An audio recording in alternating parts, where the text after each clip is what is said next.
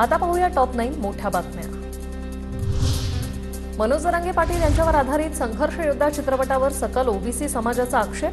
चित्रपटातील दृश्य हटवण्याची सकल ओबीसी समाजाचे मंगेश ससाणे यांची मागणी। ओबीसींचं शिष्टमंडळ उद्या मुख्यमंत्री शिंदेंना भेटणार। ओबीसी शिष्टमंडळासोबत मुख्यमंत्री शिंदेंची सविस्तर चर्चा होणार। उद्या दुपारी 4 वाजता भेट होईल। विधानसभेला 90 जागा मिळाव्या ही आमची अपेक्षा, दिलीप वळसे पाटलांची प्रतिक्रिया। आजारपणातून बरे झाल्यानंतर वळसे पाटील पहिल्यांदाच बैठकीला उपस्थित। राज्यात समाजवादी पार्टी विधानसभेच्या 35 जागा लढवणार। राज्य कार्यकारिणीच्या बैठकीत एकमताने निर्णय। आमदार अबू आझमी लवकरच अखिलेश यादव यांच्याशी चर्चा करतील। विधानसभा निवडणूक लढवता यावी म्हणून माजी मंत्री सुनील केदार यांची उच्च न्यायालयात धाव। जिल्हा मध्यवर्ती सहकारी बँक प्रकरणात केदार यांना शिक्षा। निवडणूक लढवता यावी या मागणीसाठी केलेल्या याचिकेवर 20 जूनला सुनावणी। शरद पवारांचे मुख्यमंत्री एकनाथ शिंदे यांना पत्र। पुणे जिल्ह्यातील दुष्काळ परिस्थितीबाबत बैठक बोलावण्याची विनंती।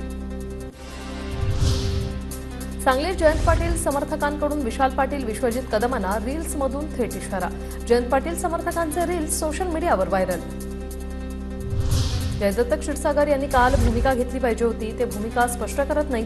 संदीप क्षीरसागर यांची प्रतिक्रिया। सध्या कुणीच प्रतिस्पर्धी दिसत नाही, या निवडणुकीत सर्वांचा दी एंड होईल असाही दावा।